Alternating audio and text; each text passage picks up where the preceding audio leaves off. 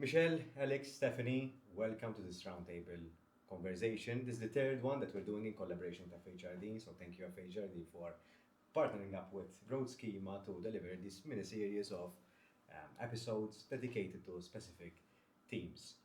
Today we're going to address the topic of working parents. I'm surrounded by parents, I'm not a parent myself, or whoever is tuning in on Spotify or YouTube or watching this episode. I'm not a parent myself, so I'm here to learn from the best, as they say. So we're here to link between our professional lives and personal ones. Stephanie, you're the guest of honor. Um, what does what what does come to mind when we say working parents? So thank you for having me, first of all. So the first thing that comes to mind, struggle every day, making obviously still having a career while at the same time caring for someone, a responsibility that wasn't there before. So now you have to juggle the responsibilities that you knew about work, and now the responsibilities that are new. I myself am a new parent. My child is relatively very young, so I'm still experiencing things as we go along. So it's definitely not easy. How did it change your life becoming a parent? Apart from having less structure in my life, and now all of a sudden it's chaotic. Obviously there's a lot more love and giggles and slobbering time, but obviously now we have someone that is dependent on you. So myself along with my husband, now I have someone that we need to cater to her needs. So if I'm stuck in a meeting and the school calls me that, listen, your child is sick, I have to abandon everything at that time and go and pick up my child. So yes, I have a career, a quite a hectic career, along with obviously keeping up with other things. But obviously, when we have children, they become our priority, and you have to sort of juggle everything and put everything into equation while making it look sometimes easy, but it's definitely not. It's a constant, I suppose, constant juggling of touch and go kind of sort of situations about making sure that you are um, showing up in every aspect of your life at work and in our personal relationships. So it's a little bit overwhelming, I would say. The biggest challenge is sometimes you don't really know that there isn't that support structure that maybe we had in our mind. So the minute you start experiencing it, you say, but how come no one has brought this to the entity's attention, for example, or how come I'm going through this? I mean, we're living in 2025. I thought that these measures are definitely not in place. So the minute you start experiencing them, you sort of start questioning, and sometimes even the lack of awareness puts you in an uncomfortable situation, that the fact that you have a career and the fact that you have a child, it's like you're doing something wrong, and it's extremely exhausting as a parent. And it's not just mothers. Mothers obviously go through it a lot, but it's even fathers. So it's not just, obviously Alex is a better judge of that than me, but everyone experiences it, because the minute you have a child, obviously your life has to change, but at what cost, and what are we doing about it? How does it affect you, Michelle? You are obviously, as we were saying off camera, your children are a little bit older, but you obviously are facing different kind of struggles because of the different age group. How do you resonate or not with what Stephanie is sharing with us? In fact, as Stephanie was speaking, she was bringing many memories to me, to my mind of when my kids were younger. Because, of course, when they're younger, they are far more dependent on us. It doesn't mean that as they grow a little bit older, they don't need us. To the contrary, actually, I've come to experience that they need us a lot, perhaps also for those meaningful conversations, which perhaps when they were young, they need to be attended to because they are dependent. But when they reach the teenage age, they need us for something else. They need us to be there to listen to them. So, in fact, recently I often speak about one of the reasons why I made the change from my previous role in corporate to my current role in entrepreneurship is to allow myself a little bit more flexibility with the kids. So, in addition to myself wanting to attend to my calling of doing something of my own, there was also this very big thing knocking at me in terms of my kids wanted me to be there with them. Somehow, post-COVID, I don't know whether it's because of the time we had spent at home, so my kids had become a little bit accustomed to me being there, that now in my case it was a very short time because I worked in hospitality, but when I went back to work, somehow it's like they couldn't adjust to that thing of me not being there around. It coincided with the aspect of Kira becoming a teenager, my son also getting a little bit older, and both of them, the moment they come home from school, whereas before they would perhaps have been spending their time playing, with Nana or with our relatives, now they wanted to speak to me. So they would call me, Mom, what time are you coming? Are you going to be late? And of course, my heart would start aching, and I know I still have meetings to go through, and it is very difficult. It's very difficult because, of course, you have to remain focused at work. You have to maintain your composure at work, but at the same time, the kids sometimes are throwing a tantrum. Why are you going to take so long? Always take so long. There is an aspect of, my God, you feel that perhaps in a certain way you are not giving them enough, and that feeling, I must say, it's very hard and very painful. That so much so it was one of the main reasons for me to make the move. With that being said, however, I would also like us today to tap into an angle, and it just came to my mind right now as Stephanie was speaking. Because we always look at the aspect of, is it a struggle for parents? Of course it's a struggle for parents, and it will always be a struggle. There are phases, but it's a continuous struggle. Because be it school, be it, we were speaking just before we went on recording, in fact, we're speaking about their commitments, in the evenings, be it football, be it ballet or any other thing. Yet there is also the aspect of, to what extent is it beneficial or not for the kids when the parents work?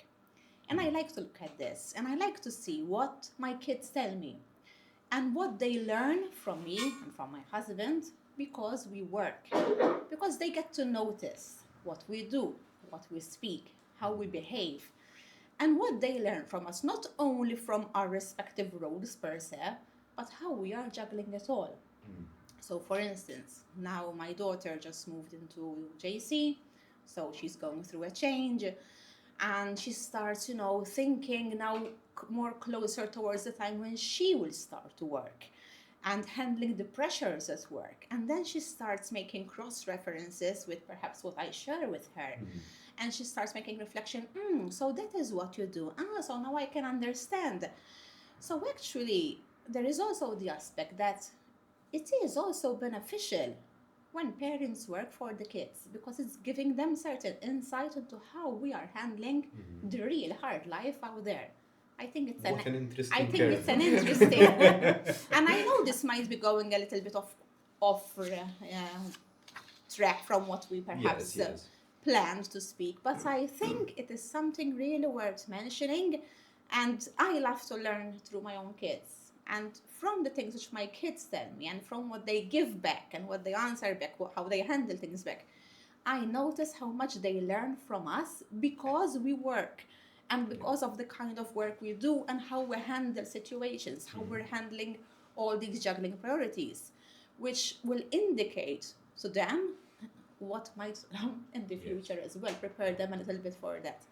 There's a lot of role modeling with what you mentioned. So yes, very much so. So sometimes, because as you said, so first of all, I'm glad that you've mentioned this.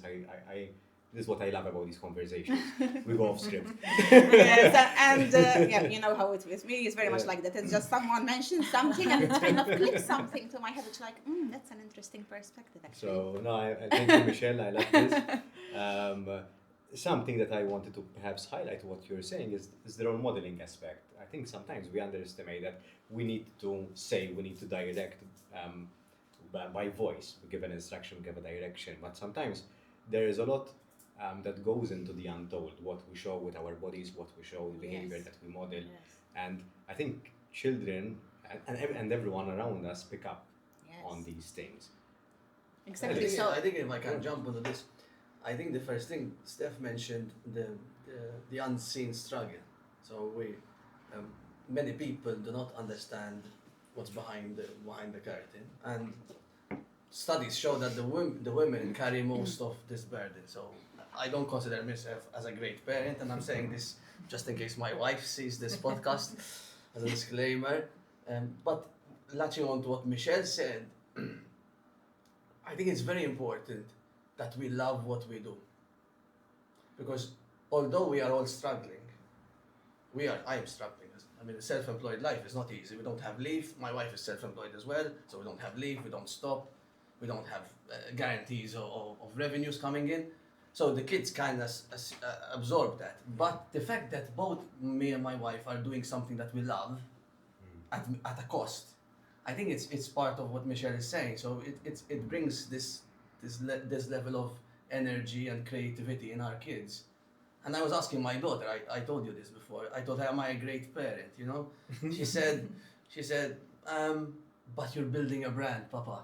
You're building something special. And that says a lot. And the fact that she wants to maybe continue the brand eventually is, for me, it puts my mind, my heart at rest more than my mind at rest. It's But worth it. yes, because as Michelle was saying, I feel guilty most of the times.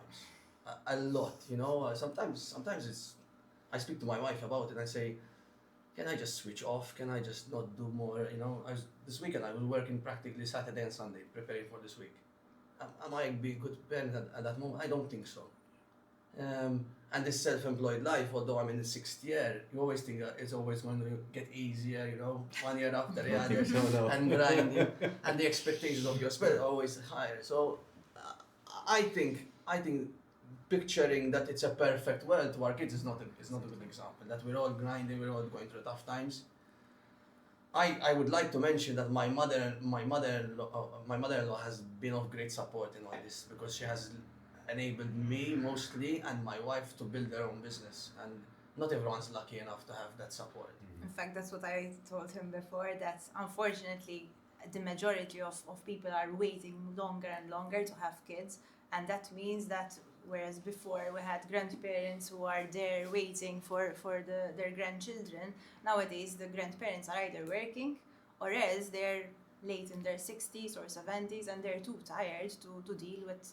I mean, my toddler would definitely drive someone crazy if they had to care for her 10 hours, 8 hours a day. But that's the reality that parents face, especially if you're doing something that you love. That really resonated with me. Both my husband and I love our jobs, and that makes it harder to step back. So if there is the system that does not change and one of us have to sacrifice their career, because that's the reality, and even speaking, because I'm here to represent FHRD, speaking to the people who have careers, they are having to make sacrifices because they can't keep up with the struggles. They can't go and pick up their kids at 2, and because you love your job, it makes it even more painful. We've had people, I mean, mostly, as Alex said, it's maybe the woman that does the majority of this, but I've had people, members, for example, who have had managerial roles, and they had to step back and said, listen, I'm going to go for a developer job. Why? Because I can stick to the hours. So they had to sacrifice their own career just for the sake of having a decent life where they could really juggle their work. In fact, statistics show that around 42% of people accept lesser conditions for flexibility nowadays, not in Malta, and worldwide. And I think that says a lot. But to be a bit controversial, I think we are working much more than our parents used to work. We are having lesser kids. It's quite obvious, 1.06, least fertility in Europe. But then we're having 1 or maybe 2 kids, and we're trying to give them the world. And so we're rushing from one place to another, ballet, football, and they have to become the best pianist. And it might be coming from a place of lack as well. It might be coming from a place that we want to give more because we feel that we're not giving enough. That's exactly it. So we are working hard to have this money for this extracurricular, and then we are rushing from one place to another.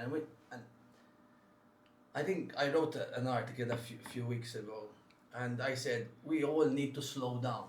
We all need to slow down, because I think we're putting pressure on top of each other. You know, my kid doesn't go to football, doesn't go to karate, and everyone goes to karate and football. You know, Papa take me to karate, take me to football. we're constantly putting all this pressure on top of ourselves. And as we can see, there's nothing much left after work. We're rushing around like taxis, Ubers running from one place to another. Unfortunately, the price to pay, or at least it seems, the price to pay for us to stop or have a break is too high to help us actually stop. It's Because very the fear of missing out is too great if we stop. exactly, and you stand out like a sore thumb because Yeah. your kids, they are the only kids that don't do extracurricular, or they don't do this, or they don't do that. And there's this pressure from everywhere that the kids need to do most of these things. But the reality is that not everyone has that luxury. There are people who have to work because they have maybe low incomes, and both of them have to work. So it's not always a question of giving my kid more, but sometimes people have to work crazy hours, crazy jobs just because they have to. I mean, sometimes it's not that not everyone has that luxury. If you work in the hospitality industry, for example, realistically, the days when people go and enjoy themselves are the days when these people have to work. So That sometimes is very true. In fact, statistics show that most women want 2 kids in Malta, but most of them are having one because of financial struggles. or career constraints, Also. because obviously you can't. You'd love to do more, but you're already struggling with one kid, let alone two There is kids. also the aspect, because you mentioned hospitality, I come from hospitality. So in our case, in my time in HR, I was, as a parent myself and as head of HR, very mindful of the idea that as much as possible, we allow flexibility. Now, for instance, let me take my example. It is perhaps easier to allow certain flexibility in a certain role to someone who is administration or back of house Or or the heart of receptionist. house versus certain other positions which perhaps dictate certain hours, or where working from home isn't even an option, because in the service industry you actually have to be there physically present. So you are far more restricted in terms of the kind of flexibility that can be offered. In my time, I had looked into different options. So, for example, like splitting a job role, offering the opportunity, for people to work shorter hours, shorter days. So there is always something that can be done. Nevertheless, how much you can be flexible varies from one industry to another. So some industries would lend themselves towards more space and more opportunity for flexibility, be it working from home, be it what time you start, what time you finish. Whilst obviously, let's say you're working in hospitals, right? Just like in hospitality, it's quite restrictive. Yeah. So there is, however, something I also would like to speak about, which I think is a very interesting point. So in my younger days as a young mother, and this was 16 years ago, I remember also at that time I had just taken on the role of HR manager at the time. And I used to hide the challenges I would face at that time, because I didn't want others to think I'm not good enough, or that because I'm a parent or because I'm a mother, now I'm going to have challenges and I won't be able to fulfill my role. So at that time, I would almost put on a mask, in the sense as though whatever problem, whatever challenge I would have with my kids, I would actually not speak about it, as though everything is going perfectly well, for fear that maybe someone might think that that challenge is now going to get in the way of me continuing to perform well in my job. Over the years, of course, thankfully, I grew confidence in my role. Perhaps I grew confidence in the aspect of being a mother, although in that aspect I'm still learning a lot and it's still a long, long way to go. Let's say I grew confidence in my role, and I wasn't perhaps hiding so much the struggles. I started speaking a little bit more about them.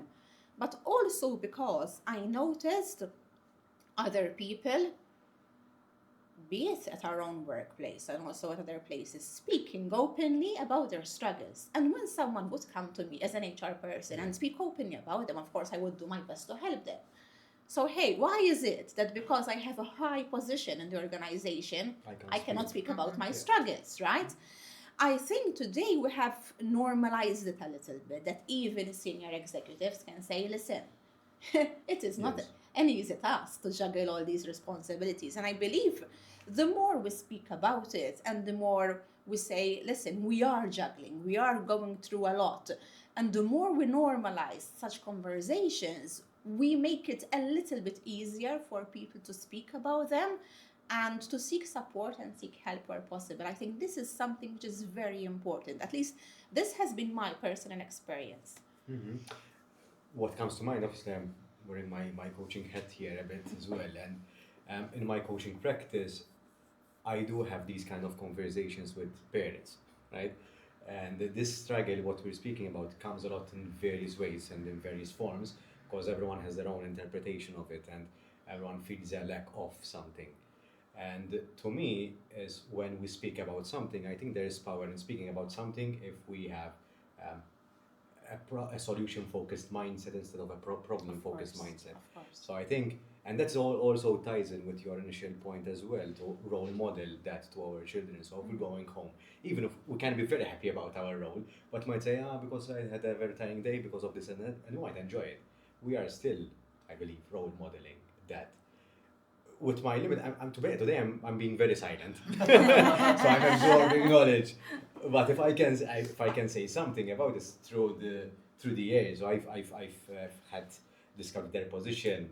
I've used to educate children between the age of 10 to 14, right? So I had multiple conversations with parents, and I was the kind of leader that spent the time with parents after the meetings, after the activities. So I tend to say I'm a good listener. And something that I always observed, some kind of pattern, that when the parent spends the time to explain to the child why they're doing something, the child, in most cases, they would understand. Whether they be a 10-year-old or a 14-year-old, in most cases, they would understand. Yes. We have to verbalize it in a way that it's age appropriate, That's that right. makes sense, but I think that most children would understand. Yes, that has been my experience with my kids. That when we sit down, we explain to them in a way which is understandable for them. Yes, they relate. Sometimes they relate to our pains as well and to our struggles. Sometimes they always also tell me, because when Alex mentioned the aspect of the importance of loving our job. So when the kids, for instance, mention something about a struggle at school, and then I say, yeah, we all have struggles even at work, but in your case it's different, mommy, because you love your job, so that makes it easy for you. Right? Yeah, okay. I mean, and that's why it's very important for you to choose a job that you love. That doesn't mean it's not easy, because I love it. Yes, I pour my passion and my heart into it. It doesn't mean it's not difficult. However, this goes back also to the aspect of the role modeling and also showing, yes, it's a struggle, it's a hurdle. However, if we love it, perhaps it's going to make it a little bit better. So I think it's very interesting how all these things come Yes. together. And the Yes. truth is, Mish, that you still get tired in doing things you love. Of course. So and you of need a course. break from the things you love Yes. as well. So although we love it, I teach my kids that if they want drama, if they want drama all the time, they might need a break from drama as well. Yeah. I used to negotiate that with my wife. I used to say, I'm building my wife. But she used to tell me, but you love going to work, so now you have time for the kids. And I feel tired. My concern, so if you look at the numbers, then from 2013 to 2025 today, I think 51% of kids go to childcare today, Yeah. compared to 23%, 21% in 2013. The government subsidizes it, right? So there's the push. And I think we've grown from 4 working mothers to 7 in 10 years. So 4 out of 10 used to work in 2013, now 7 out of 10 work. So the struggle is clear. We all need to work more. We all obviously doing a lot of sacrifices. If you look at university, the highest percentage is women nowadays. So people want to make sure that yes. if after all that university they get to work. The struggle is that, is it better or worse? I think the feeling I get that we're all struggling a bit more at the moment. So although we seem to have childcares, I think 188 childcares there is in Malta. We're still struggling because I think that we're lacking that quality time. I think there is also the aspect that we put on ourselves more. I feel it We're with myself. expecting more from ourselves. Yes, and if we attain something, then we're on to the next thing, and we're on to the next thing, and be it the next holiday, and be it, I mean, when I was young, my mother didn't work outside home, so she was mostly with us, yet we didn't enjoy any holidays that I get to enjoy with my kids. And from what I see and from what I observe, a number of us, we attain something, then we work hard towards attaining the next one. And let's just take the example of holidays. So perhaps before, some families would have one holiday, now we want to have 2 holidays or 3 holidays. And when you come to think of it, these are all extra expenses, and that means we have to work a little bit more for them. I'm just bringing the example of holidays. There are so many other things, you know. This is the season for that, so. So sometimes I feel we get caught in a vicious circle of doing more, wanting more, and going back to what you said of slowing down. You know, perhaps it's okay to have a holiday less and to relax in a way which actually is easy without necessarily going through something which is going to incur lots of expenses. Perhaps it's okay to buy less clothing. Perhaps it's okay to... So we have to admit that we have become, myself included, I'm not in any way excluded from this, more consumeristic, because we consume so much more, and then we feel we have to work so much more. So we have to keep up with all the expenses we keep inventing. We get caught into this vicious cycle of one thing leading on to the other. I really think we feel we need to take a breather. But it seems we're focusing mostly on people who actually have a choice to take a step back. We need to really think about those people who don't have a choice. You mentioned childcare, for example. The reality is that childcare is an amazing system. I myself use childcare, obviously, and they literally care for her as if I care for her. No doubt about that. No, I'm not saying that. But we're still struggling. We're still struggling, but the struggle becomes even harder when they start kinder. So I had people who had to transition from the honeymoon period of having a kid, and they enroll their children to childcare, and then all of a sudden, where childcare obviously you have flexible hours to make it a bit easier both for the parents and the child, because I don't know for whom it's harder, if it's for the child or for the parents to take them to school. However, all of a sudden, so first you have that flexibility. You can keep, for example, the child until 5:30, 6, sometimes even longer, and then all of a sudden you start kindergarten. At a snap of a finger, you are expected to go and collect the children at 2. And is that a realistic thing? So if people have their own business, then realistically maybe you can take a step back and you can say, okay, instead of having 5 clients, I'm going to take on 2. Is that something okay? Instead of going on 2 holidays, I'll go on 1. That's realistic, and that's something, yes, fair enough. But what about those people who have to make ends meet, and they have to work, both of them? True. And so there are those families. There are a lot of those families. So the majority of people I'm trying to represent today are those that realistically don't have a business. I myself have a huge element of flexibility, but I hold the position of a manager. I work in HR, so realistically, I can't work from home every day, even if I can. I don't want to, because I'm obviously my people. I have to meet them. I have to be there. I want to be there. It's not just a question of have. So the more I grow, the more my husband grows, the more responsibilities are piled upon us. So it's not a question of taking a step back and going on 1 less holiday. Yes, money is important, but it's about having a career, and having a career, investing years of study, comes at a sacrifice, comes at a cost. Yes, and that is very true, because I can really resonate with what you're saying. For a good number of years, probably for all my time as an HR leader, I used to say, if only I could work only until 2 and still maintain my position, but that wasn't an option. I knew that in order for me to be able to retain my role and considered as performing well in my role, I had to work the full hours. And as you rightly said, like me, there are many other people that in order for them to hold on to that position, they need to be able to work full time, because part time would not be an option in that particular position. So yes, I think this now calls into something which is more towards society at large, right? The infrastructure of the whole system, the whole country, that some things really need to be taught well. I don't have a magic wand. I don't have the solution. I wish I had. However, we really need to rethink the whole thing, even if, for instance, let's say from our country's perspective, right? And now concern is being brought forward on the issue of fertility and the issue of couples opting not to have kids because they realize, how much of a hurdle it is, and they're not going to be able to do it if they want to keep their career. So have we arrived at a point, my background is sociology, that because now we are so career oriented, and I am one of them, that we are now losing the value of the family. Now you might tell me, but a couple is still a family. Yes, a couple is still a family. However, the ongoing and the breathing and the bringing the sense of legacy and bringing new kids, and I mean that is important to society. I mean, not having kids, it will kill society.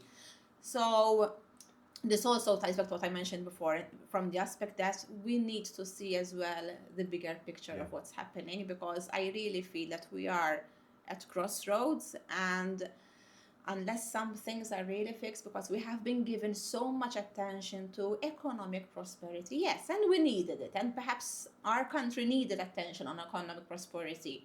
However, what about other things which now have fallen behind and which did not keep track with economic prosperity? Why is there this erosion of values? Why is it that it is not so important for other women now to have kids? Or perhaps, I don't know, I speak to many of them. I speak to a number of people who go to the gym, the place where I go, and having kids doesn't seem to be a priority for them. And I'm like saying, what a pity. But is it because they have become so self-centered, or is it because they opt to give attention to their career, which they have studied so much for? They'd rather keep that. I don't know, or maybe it's other things.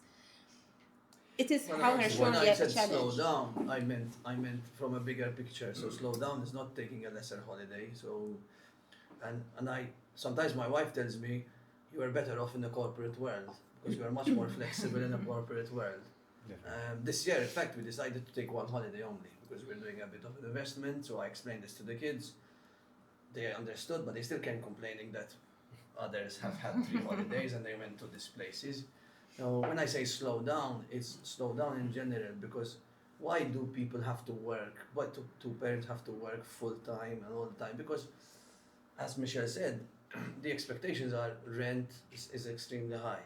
Property is very high. We're all putting this unconscious pressure on top of each other to do this, we have this phone, to have this car, without knowing, we're constantly putting pressure on top of each other. And that's when I said slow down. Slow down is we accept all, to take a step back and say, listen, what is quality of life? What is quality of life? Is it working harder to get something more, or maybe working less and still having a decent life?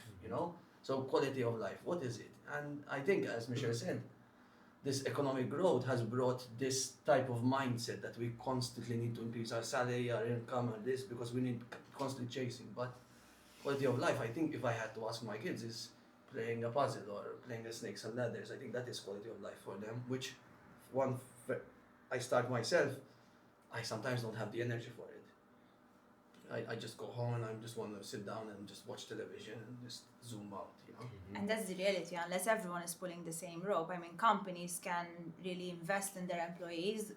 Government entities are always investing in, because we have numerous schemes like the IIS and Get Qualified scheme. So we're investing in our people. We're pushing them, constantly pushing them. We have very good schooling systems in Malta when it comes to actual knowledge learned. But then what's happening? So we have kids, and all of a sudden we're expected to see what's going to happen.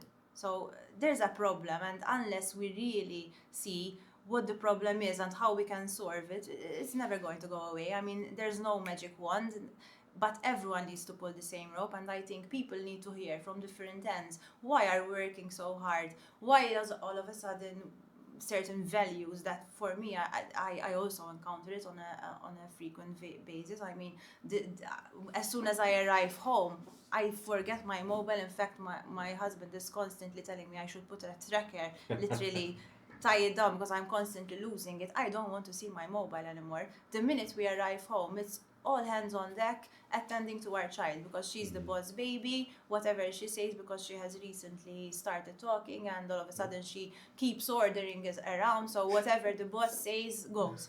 So until our daughter sleeps, it's all hands on deck, and honestly, that's the most favorite part of the day. But realistically, we sometimes start cooking at 10 in the evening, and is that the life that we can continue sustaining for year on I year? know this sounds negative, but the organization you work for, you know, I've been involved quite years, and I know you give a lot of flexibility, and credit to you. And studies have shown that the more we give, the more flexibility we give people, and more than measuring them on the input, on the output, so what they deliver, an output-based model. I think, so we are trusting people a priori.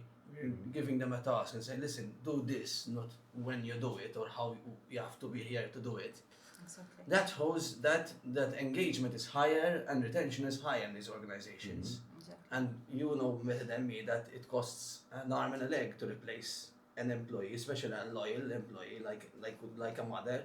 I think the mindset shift needs to be a bit more of, let's trust our people a bit more, not wanting them to trust us first. I think that is a mindset shift, and giving people outcome-based performance tasks rather than just you need to be here. You know, this struggle with flexibility and remote working. You need to be in the office 4 days, 5 days a week because I need to know if you're doing your work. I think we need to go beyond this, and I think that is a part of the solution. Yes. Because I think trust is a very important keyword, and if I'm going to take a bit of a step back and reflect a bit on because what we wanted to everyone is include saying. you a bit. Yes, you're making my job very easy today.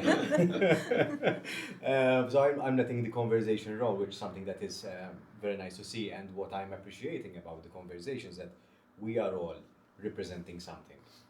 What Stephanie mentioned earlier on, that she's representing a specific demographic, which is great, and I think we're all representing something. Last week I came across a saying, so I'm not inventing this, and I will not take credit for this, and it ties into what we're saying, and it perhaps brings everything together. It's about prioritization. It can be taken from a different point of view, but definitely one of them is prioritization. If we focus on the leaf, we miss the trees, and if we focus on the trees, we miss the forest. And I think this message is very important, not only at society, because I think this is a societal problem, because the system hasn't evolved as fast as we have evolved or businesses have evolved, but also our own. And I'm going back to the trust, Alex, you mentioned, is that we can give the trust and we can earn the trust, whichever way you like it, but ultimately we are all looking for an external stimuli. And I think that is where we individually are failing to some extent, because we are not, and you love this, we're not aligning ourselves with purpose. Where are our priorities? So we can't have the cake and eat it sometimes. And I'm not saying I'm just about parenting. And I think this is the issue that we have along the way. Some of us, if not the majority of us, also lost a little bit of our priorities. I mean, I myself included. There was a good amount of years in my life where I feel I did lose my priorities.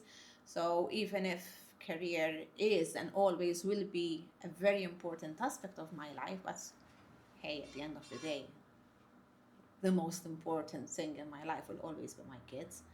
And why did I, for so many years, sacrifice not being there for them for the sake of my career? And in fact, a book I would like to mention is the latest book by Marshall Goldsmith. It's called Unearned Life. And I read this book coincidentally just a little bit before I did the transition from my full-time job in corporate towards my role in entrepreneurship. And in this book, Marshall Goldsmith, who perhaps for those of who are not hearing us or watching us not know, he's considered as one of the greatest coaches in the world. He has coached, those people from top millionaires, top CEOs, top athletes. He has been with the top people out there. And in this book, he recollects his experiences working with people who were very successful at the place of work, but still not having lived a fulfilled life. In a nutshell, it's because they lost balance of the other things which were important in their life. And when I read this book, I'm like, wow, this is a savior for me. I have to make sure I don't fall into that trap, because I know I am very ambitious. I hold a sense of pride for the work that I do. But sometimes I lose sight as well, because I get too lost in the job. I spend taking too much time in it. Then my son would come along, Mommy, will you play with me? And I don't have time. I'm like, Michelle, what are you doing? And he narrates these stories of people who ended up becoming divorced or ended up living a miserable life. So yes, they had their years of glory, but when they looked back at their life and he asked them to give a measure of how happy and fulfilled they were in their life, it was very low. And what a shame, what a pity. And I think we should learn from these stories and not replicate those mistakes and put everything on as much as possible as a balance. I don't think you can ever get the right balance. This is something I'm always struggling with. But the combination of ambition, achievement, and who we become. Who do I want to become? Who do I want to become? Not my position as a career, but what sense of legacy am I leaving behind? What message have I passed on? And I think we are losing a little bit of this. I think, if I can add to that, I started with the idea of purpose. Purpose start with why, and when I used to speak about this in 2020, when I started my own business, people thought I was crazy at the beginning. It was a bit too early in the days. And I think today what Michelle is saying, and we're all saying, is what is our purpose? And Simon Sinek says purpose is never the money you earn, it's never the wealth you create, it's something beyond that. It's what you do to serve others. So a level of service, that's the highest purpose. And most of the people I coach, they say, why are you doing this? For my family, for my friends, for my mother, I'm doing for people who, but really and truly, do they need this? Or they need something even more simple? A hug or sometimes a kiss or a sit down. Sometimes it's an excuse. Like when we say, we're doing this for the kids, but what do the kids really need? What do they really want from us? Do they want more money, or do they want more time being Let's be honest, Mich, if you had a choice between doing an 11-year-old maths homework or preparing for a presentation, I would always choose a presentation, because I get so frustrated with the maths, and Papa, it's not the way you do this, and long division has become... So it's an excuse. Yes. It's an excuse, but I think it and boils it's down true to the sometimes purpose. to say no, because we have our own work to do, but then there again, when I say it's slow really, down, it's really, we're not doing our kids right. Slow down means that the bigger purpose. So the bigger, why are we doing what we're doing? And I think when you go to work, when whatever you do, the higher purpose is always about serving others. And I think that gives you the most fulfillment. The higher you go, the lesser you're interested about the money, the more the impact. Michelle, what you said earlier took me back a while back. So around 5 years ago, when I started Endeavour, I had a choice either to go 5 years it was. 4.5 years ago. Okay, so expecting a party. Yeah, exactly. Almost reaching the milestone. I started Endeavour on the 1st of May, on purpose, on Labor Day. Anyway, and there I made a choice, because I was quite, and I still am quite convinced that I want to retain my full-time employment. So far, I'm still quite convinced about that. And 4.5 years later, I still held that thought process and that mindset. And that meant one thing. I can challenge that if you want. Hold the thought. I had a choice, and the choice. I always think in this way. This might sound negative, but I tell myself, okay, what is the price to pay? Not from a negative point of view, but so that I can internalize it.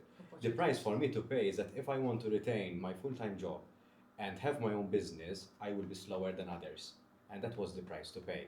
So it might take me 10 years to get there if I do two things at the same time, because you can't look left and right at the same time. You don't have to look on the left and on the right, not simultaneously, but on one side at a given time. But they're So my price to intertwined. pay, yes, but my price to pay was that if I am surpassed by others, that is okay.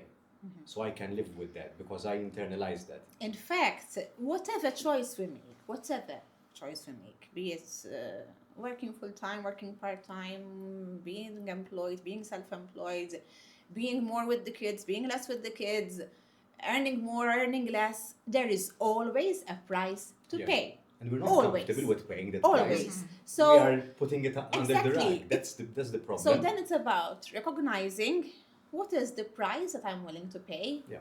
Am I okay with that? Yeah. But I would reframe that. That's why I told you I'm going to challenge it. Yes. Because I think when we say we need to slow down, I shouldn't worry about being surpassed by others. Because that's society constantly. People are getting better car. And when I say slow down, I think it is competing with yourself. That's what I'm trying to say. I compete with myself, and I don't see you as surpassing me or behind me in a way, because I don't think it's a problem. But the society we're living in at the moment is constantly pressuring. Are you earning enough as an head of HR? Are you earning enough as a CFO? I mean, you could move to another industry and get more money. This bombarding of Constant information. brainwashing. And obviously our mobiles are not helping, because they're listening to everything, and then potentially I get situation vacant for jobs whilst I'm looking on Google, etc., etc. So when we say slow down is getting out of the fast lane and then join the slow lane. But the more people jump on the slow lane, then it becomes no slow lane, it becomes the lane. And I think that's where we're missing out on. We're missing out on having this movement and everyone enjoying. I think the the slow slow lane. lane has been removed completely from the road. It's not an available track. I mean, I know it sounds stupid, but even if you look at how people drive, Yeah. I mean, look at how people drive. How people react to the slightest thing which doesn't go as planned. How people, it shows in how people are living their life. And That's the reality nowadays. Yes, People yes. are constantly on the go. It's one thing And from all of another. us are in and it. Exactly. All of us are Even in if you it. don't have kids, everyone is constantly. Now, obviously, you just add in that extra ingredient. which happens to be very powerful. I think it's when you have the pepper bottle not correctly screwed and it all falls into your food. I mean, that's the reality. We can't slow down. It's that constant push, either because we're pushed, either because sometimes we are our worst critics. In fact, something that almost all mothers, I mean, from my experience and also from talking to others, is that the minute that you return back to work, there's that level of expectation, either from your employer. In my case, it was from myself, that I want to sort of like prove a point that I'm still the old Stephanie, I'm still holding it together, I'm better than ever. There's that constant, and it's exhausting. Yeah. It's mentally exhausting. Exactly, It's like we 'cause have to put You don't on a want to show. show that you're not good Exactly, enough. To the exactly. contrary, you want to show you're really That capable. you're And you're that in doing itself, it's actually very tiring. it is. Add that to obviously the hormones that are still all over the place. It's never a fun time, especially for the other Stephanie, what's your receiving end. psychological take on this? Because I'm that stance. The fact that you have to constantly worry about something is exhausting. And from my end, we need to normalize the situation. From my end, I don't even see it as a case of parents versus non-parents. It should be, Alex mentioned a very good point, offering that flexibility. If we just have flexible options for parents, then automatically you are sidelining the parents. So automatically being a parent is sort of being on the better end. You're something Privileged better, position. privileged, you're better than others. So we need to normalize position. Why shouldn't we offer flexibility for everyone? And then yes, there's that trust element. But if you trust person, if for example, like Mish said before, try and give that flexibility to people that can. Now, obviously, we have people who work in retail, for example, that obviously they can't work from home. But how about if we can, for example, if we have numerous shops around the island, try and find somewhere that is close to where they Businesses live, have you know? caught up to that because there are multiple shops around and even in central areas. Exactly. So let's try and find, instead of always focusing on the negative. I might come across today as always, but the but person. But the reality is that we need to focus on how to make it better. Because if we constantly argue that yes, that's the reality of today, it's very fast paced and there's nothing we can do. There's no magic solution. But how about every one of us? We have different backgrounds. In fact, when we had discussed this way back months ago, I told you the problem is there, it's facing us in the face, but no one has really grabbed the bull by its horns and said, this is a problem that is affecting everyone. And unfortunately, if I lose top people who I've invested personally as a company in, or if the government himself invested in, and we just lose them for the sake that they became parents and they have to stop working or they have to find a part-time job, and realistically maybe having someone in a managerial role or in a technical position might not work, we are losing that people. Now, as a country, we're already facing an extremely, we have very low, close to non-existent. And we are seeing this problem. It's true. How? I was once coaching a mother, and she said that her employer, when their daughter was unwell, obviously you have to pick them up.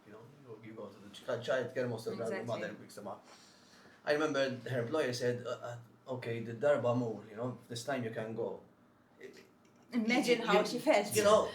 I don't think he said it with bad intentions, but it made the mother reflect, and eventually the mother had to leave that job because she was feeling bad. She didn't feel comfortable in asking again, and mostly the mother is the big thing. So I think when we say we slow down, everyone needs to be aware of what's happening around us and making it flexible for others, even if I always get this simple example. I think the people who smoke get more breaks. And because you're a parent, you can come in late and maybe go in early, but others are finding it difficult. So I think we need to be more trusting. I think that is the word, trusting, and it works. It works when people are trusted beyond they expect to be trusted. They prove themselves more. It shows. And you don't lose them. Controlling people and telling them you need to be here at 8 and this and that. Something I need to share with people. This comes up to me, and I think one of the things I feel really guilty as a parent, I think schools are putting a lot of pressure on us parents because they're trying to be innovative. And for my father used to have a parents' day once a year or maybe twice a year. Today we have 3 parents' days. We have talent show day, we have Christmas day, bring your family to school. Day. This. And although people out there, and I don't want people to get the impression that self-employed gives you more flexibility. In my case, I think I'm less flexible than I used to be. My daughter once told me, "Papa, but you'll come for this one. Will you come for this one?" Because if I'm giving training, or you can't just cancel the whole day's training because they divided to Nana Day and Parents' Day. So I think I still feel very guilty about it and not attending. And there are parents who manage to go to every occasion. And that again puts pressure on me when I say we need to slow down. This is what we're saying, I think it boils down to the priorities that we're mentioning. I mean, I think to me it boils down to what Michelle mentioned as well, is what kind, to put it simply and in scope with the topic, what kind of parent you want to be. There is no right or wrong answer, if you know what I mean. It's the kind of parent that you want to be. So let's say if you can only make it once for a talent show, and that's what makes you happy and that's what makes you fulfilled, there is nothing wrong with that. I don't think that makes you fulfilled. I think some people can attend to one talent show because of their job. Others can attend to every talent show. Yeah. I think the parent that goes to one talent show would never be fulfilled with one talent show. He would want to go to all talent shows. It depends on also the quality of, because I've seen parents and people who go and pick up their kids, for example, at 2 or 3, and all they do is, that's not quality time. Yes. I mean, Yes, yes. so okay, maybe I attend one. So far I haven't attended because, as I said, my daughter is Yeah, very still to young, come. but still to come. God knows They're how many. becoming. But Have a it shared could be. calendar with your partner. We already have one. Tick, tick, tick. But let's assume that someone can only attend one. If for that parent they made it worthwhile, I made the effort, and I'm physically present for that child, I made a big effort. But as opposed to going for everyone, and then all I do is do this. My daughter is on this stage, and I haven't even seen her. Then I mean, it's for nothing, So it's choosing. 100%. When I say slow down, meaning what are we expecting from parents today as well as a school? So we're expecting them to be there every week. Yes, and that's a problem. I think that's when I say slow down, because I would like to go to every event. But And my daughter, it realistically, makes me feel exactly. guilty if I don't go to Yes. everyone. You didn't come to this one, Papa. There were a lot of parents. And realistically, leave is limited. I mean, from my team as well, I've had one of my colleagues who was saying, listen, Steph, I'm sorry I have to ask this again, but this is the reality. And sometimes when they're planned, you can plan, as you said, but if you, for example, suddenly sprung up on you, what am I supposed to do? Am I supposed to cancel all the meetings? Let's assume this podcast, it had been planned for so long. All of a sudden, I'm expected to drop out of my commitments just because someone decided to, hold an impromptu. It's fine, it's good, it's nice, but we have to understand that certain things, before there was that mother constantly available, actually waiting for these things to happen to brighten up the day, the mundane day. And we didn't have all those expectations of the Exactly. parents. So my parents had one parent. Exactly, there, and that's it. And Now things it's flowed in a so very just- systemic way as well, like according to a specific calendar as well. There was a Exactly. It goes back to this thing of, well, it's one thing to do more. We need want to do Exactly, more because it's exactly, never to be enough. Whatever it innovative. is, it's never enough. I think it comes a lot from corporate. I mean, I worked for over 20 years in corporate. No matter how much we achieved, it's never enough, never enough. Today, I work with companies, and with a number of them is the same mentality. No matter how much they achieve, it's never enough. Yet all that is building on more pressure, Exactly. expecting more, demanding more. Yes, maybe that's how the corporate world runs, that's how the business world runs, Yeah. of always financially having to achieve more. But it is coming at a significant price, I must say as well. Even simple things like team building. So I'm going to say something against me. When I had the team building at work, it would be easy for me to go after work, and leave kids with my wife. But when it's the other way around, it seems to be more complicated. So the kids are my wife, and then I will take care of them once in a while. And when she has a team building or a corporate event or an evening, it's very difficult to attend. I think when I say slow down in general, what are you expecting from everyone all the time, the networking events, the parties, the parents' days. I think we And these are all things that if you compare, I like to compare when I was young, right? And what our parents had. It was a completely different world. There weren't these things. I don't know, you mentioned networking events, for example. I don't recall this was something that used to happen with the frequency it happens today. Like if we look There's back never 20 enough. years ago, Yeah. but today there's never enough events. And in fact, today, before I came here, I told my husband, you know what, this one I had signed up for because I told to Daniel in the summer, I'll be coming for this, but whatever thing is going to come my way throughout the winter period in the evenings, I'm going to politely, no. I mean, I had made a commitment, I will honor. I will politely decline. I need to start saying no a little bit more. And this is also something which perhaps I think we need to bring on the table, that it is okay sometimes to say no, even us as parents. Yeah. Like, I don't have to be at each and every networking event. I don't have to be at every school's event. I don't need to be at every... So, every team building. So, giving ourselves a little bit more space and time. And I think the younger generation has this better. So, let me bring this example. My daughter started where I love seeing how my kids reason. My daughter, who's 16, took on a summer job, and she decided to keep it for a while until she sees how things will be. And last week she told me, Mom, I'm going to stop my part-time because I cannot. I said, you cannot what, Kira? I don't have time for myself. I don't have time for myself. I said, Stan, how interesting is that? She didn't tell me because I don't have time to do my homework or my studies, or I No, can't that's keep not up, important. or I can't keep up. No, and for her it is important. But listen to what she said. I don't have time for myself. And I went to say to my husband, listen to what she told me. Did it ever cross your mind when we were her age to actually reply and say, I don't have time for myself? Because I think our generation, it's not something which was part of our system, planning time for ourselves. It's always about doing more work, doing more schoolwork, doing more, whatever it is. When I was at university, I had a part-time, and if one part-time was not enough, I would have another part-time as well. It's true, that's how it is, and that's how it was with most other people who were like me, right? But today, perhaps the younger generations are recognizing the me time a little bit more. Now, let's not bring the thing of the entitlement, not entitlement, because I know where it will go there, very self-entitled, this and that.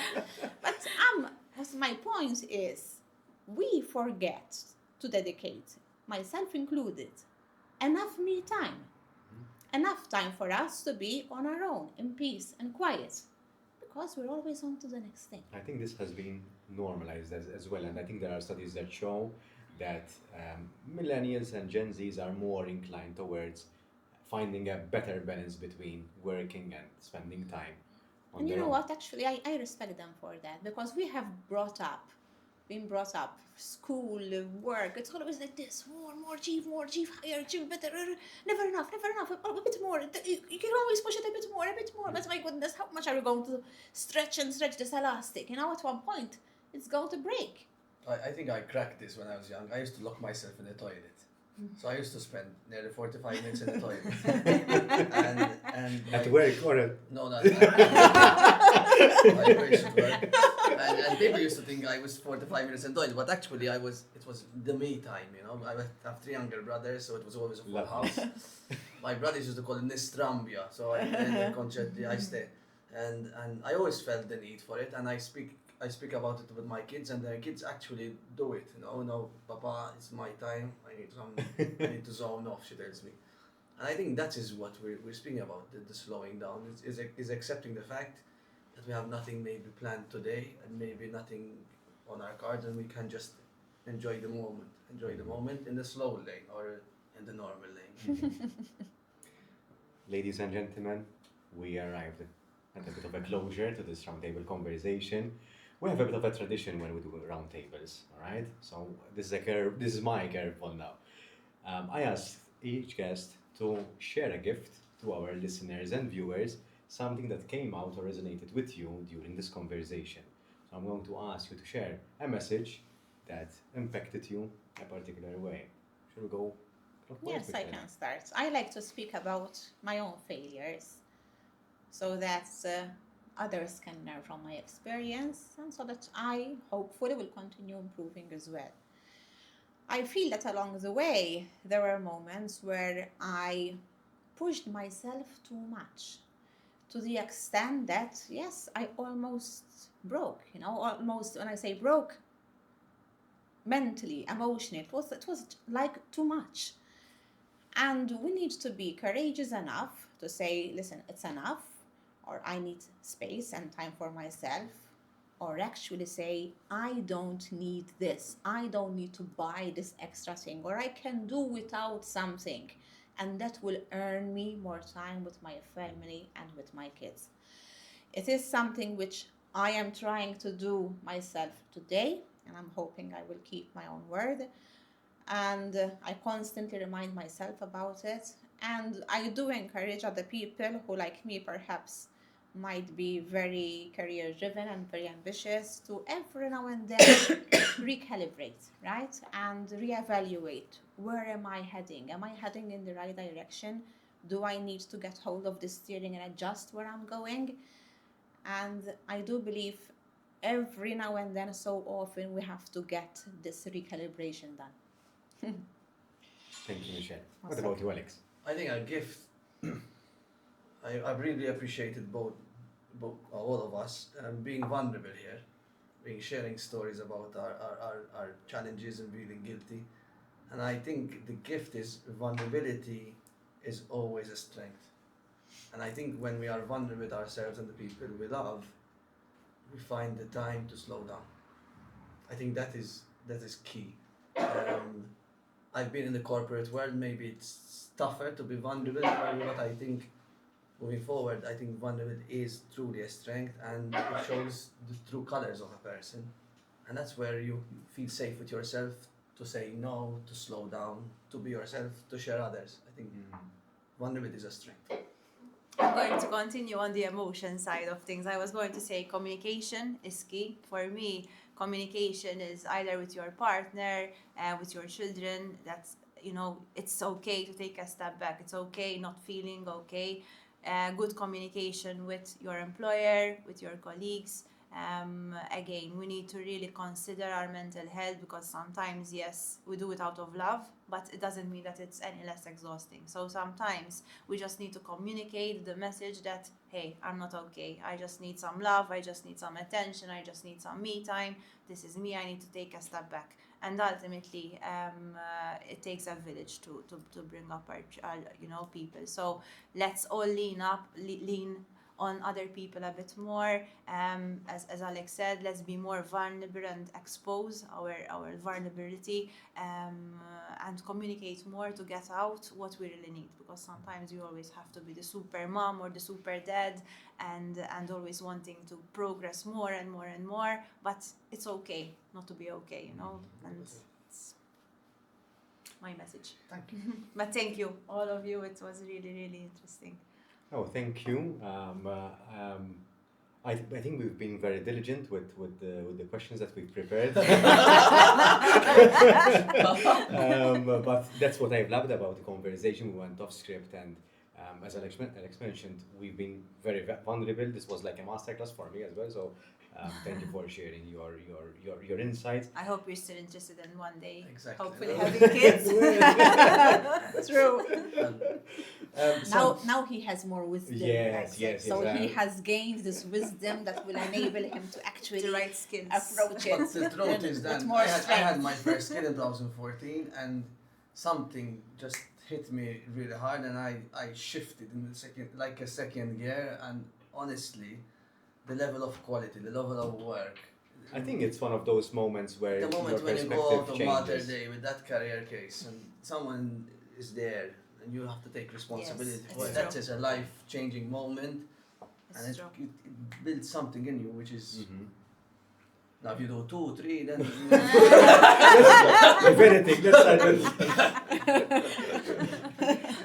But what I took out the most from this conversation is, apart from the vulnerability and the lessons and the nuggets of wisdom, is that there is power in coming together and sharing these ideas, and sometimes express what we honestly feel. So thank you once again for accepting this invite, joining me in this roundtable conversation, and it's been a pleasure hosting My pleasure. this episode with you. same here. Thank you, then. Thank Thank you. you.